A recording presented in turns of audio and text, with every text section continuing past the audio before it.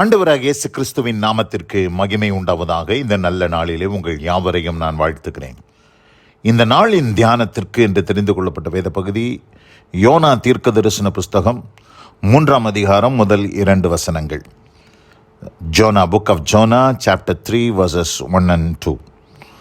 2ஆம் தரம் கர்த்தருடைய வார்த்தை யோனாவுக்கு உண்டாகி, அவர், நீ எழுந்து மகா நகரமாகிய நினிவேவுக்கு போய் நான் உனக்கு கற்பிக்கும் வார்த்தையை அதற்கு விரோதமாய் பிரசங்கி என்றார். ஆமென். பிரியமானவர்களே, நாம் வாசிக்க கேட்டதான இந்த வார்த்தைகள் தேவனாகிய கர்த்தர் யோனா என்கிற தீர்க்கதரிசியை பார்த்து 2ஆம் தரம் அவர் பேசுகிறார். இந்த இடத்துல நாம் பார்க்கக்கூடிய செய்தி என்னவென்று சொன்னால், நம்முடைய தேவன் God of second chances.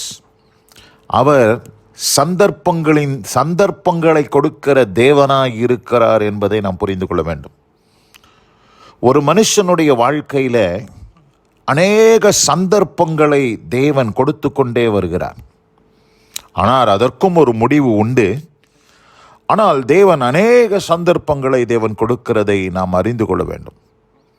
பிரியமானவர்களே, இந்த வசனத்தை கேட்டுக்கொண்டிருக்கிற அன்பான சகோதரி சகோதரியே, உங்கள் வாழ்க்கையில் கூட ஆண்டவர் அநேக சந்தர்ப்பங்களை கொடுத்து கொண்டு வருகிறதை நீங்கள் புரிந்து கொள்ள வேண்டும். இந்த இடத்துல யோனாவுக்கு ஆண்டவர் 2ஆம் தரம் கர்த்தருடைய வார்த்தை, ஃபார் த செகண்ட் டைம் கர்த்தருடைய வார்த்தை யோனாவுக்கு உண்டாகி, நீ எழுந்து மகா நகரமாகிய நினிவேவுக்கு போய் நான் உனக்கு கற்பிக்கும் வார்த்தை அதுக்கு விரோதமாய் பிரசங்கி என்றார். இதே வார்த்தை எப்பொழுது வந்தது என்று சொன்னால், 1ஆம் அதிகாரத்தில் முதல் 2 வசனங்களை வாசிக்கிறேன். 1ஆம் அதிகாரம் சாப்டர் 1 verses 1 and 2. அமித்தாயின் குமாரனாகிய யோனாவுக்கு கர்த்தருடைய வார்த்தை உண்டாகி, இது முதல் தடவை, ஃபர்ஸ்ட் டைம், நீ எழுந்து மகாநகரமாகிய நினிவேவுக்கு போய் அதற்கு விரோதமாக பிரசங்கி, அவர்களுடைய அக்கிரமம் என் சமூகத்தில் வந்து எட்டினது என்றார். இந்த இடத்துல பார்க்கும்போது முதல் விஷயம் அதே செய்தியை தான் ஆண்டவர் யோனாவுக்கு சொல்லுகிறார். நீ எழுந்து மகாநகரமாகிய நினிவேவுக்கு போ என்று சொல்லி. ஆனால் யோனா அந்த வார்த்தைக்கு கீழ்ப்படியவில்லை. கீழ்ப்படியாமல் தர்ஷீசுக்கு போகிற ஒரு கப்பலை ஏறி அவன் பிரயாணம் புறப்பட்ட பொழுது நடந்த சம்பவங்களை நாம் யாவரும் அறிந்திருக்கிறோம். அந்த கடலிலே கொந்தளிப்பு ஏற்பட்டு புசல் காற்று அடிக்க ஆரம்பித்து அந்த கப்பல் கவிழ்ந்து போகக்கூடிய ஒரு சூழல் வந்த பொழுது அங்கே இருக்கிறவர்களெல்லாம் இது யாரால் உண்டானது என்று விசாரித்து பார்க்கும்போது யோனாவின் பேரிலே சீட்டு விழுந்தது.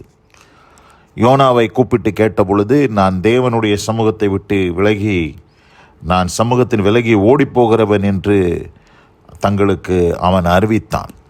இப்படி அறிவித்ததினாலே நாங்கள் என்ன செய்ய வேண்டும் என்று கேட்டபொழுது, என்னை எடுத்து சமுத்திரத்திலே போட்டு விடுங்கள், அப்பொழுது உங்களுக்கு சமுத்திரத்திலே போட்டு விடுங்க, சமுத்திரம் மும்முரத்தை விட்டு அமரும் என்று சொன்ன பொழுது அவர்கள் அப்படியே செய்தார்கள். செய்த பொழுது 3 நாள் இரவும் பகலும், 3 இரவு 3 பகல் ஒரு மீனின் வயிற்றிலே இருக்கும்படி தேவன் ஒரு மீனை ஆயத்தப்படுத்தி யோனாவை மீண்டும் தேவனுடைய சித்தத்தை நிறைவேற்றத்தக்கதாய் அந்த மீன் கரையிலே வந்து யோனாவை கக்கிற்று. மறுபடியும் அந்த கக்கின பிற்பாடு ஆண்டவர் யோனாவுக்கு பேசுகிறார், யோனாவிடத்தில் பேசுகிறார். 2ஆம் தரம் கர்த்தருடைய வார்த்தை. சில நேரத்தில் நாம் கூட கீழ்ப்படியாமல் போகும்போது நம்முடைய வாழ்க்கையில் கொந்தளிப்புகள், கடல் அலை கொந்தளிப்பது போல கொந்தளிப்புகள், புசல் காற்றடிப்பது போல பெருங்காற்று, பல பிரச்சனைகளை நாம் சந்திக்கிறோம். ஆனால் அதிலேயும் தெய்வ சித்தத்தை ஆண்டவர் நிறைவேற்ற வல்லவராக இருக்கிறார். அதிலும் அவருடைய சித்தம் நிறைவேறும். ஆண்டவர் அதன் மத்தியிலும் ஆண்டவர் என்ன செய்கிறார், அந்த இடத்துல யோனாவுக்கு ஒரு வழியை ஆயத்தப்படுத்தி, கடலிலே அவன் தூக்கி எறியப்பட்டாலும் அந்த இடத்துல ஆண்டவர் ஒரு மீனை ஆயத்தப்படுத்தி வைத்திருந்தார்.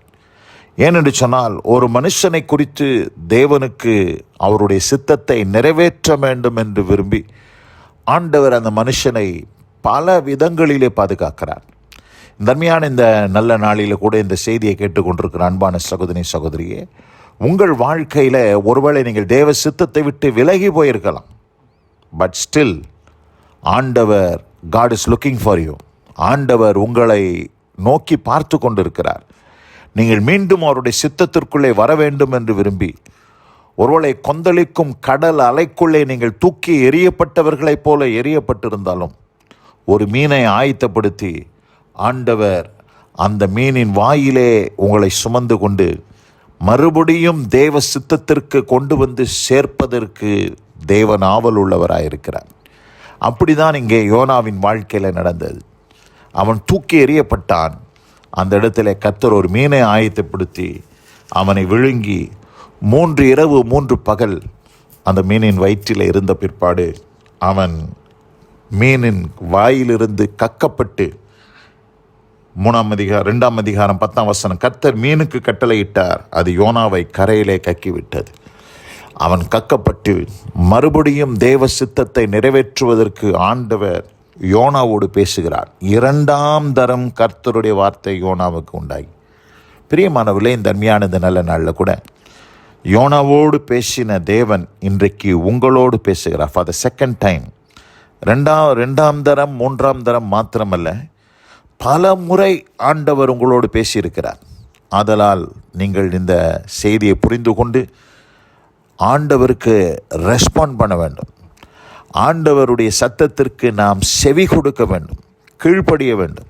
அப்படி கீழ்ப்படியும் போது ஆண்டவர் உங்களுக்காக ஒரு புதிய வழியை, புதிய வாசலை தேவன் வைத்து, எதை உங்கள் வாழ்க்கையில் அவருடைய சித்தத்தை நிறைவேற்ற வேண்டும் என்று விரும்பினாரோ அவைகளெல்லாம் மீண்டுமாக உங்கள் வாழ்க்கையில் நிறைவேற்றுவதற்கு ஆண்டவர் ஆவல் உள்ளவராயிருக்கிறார்.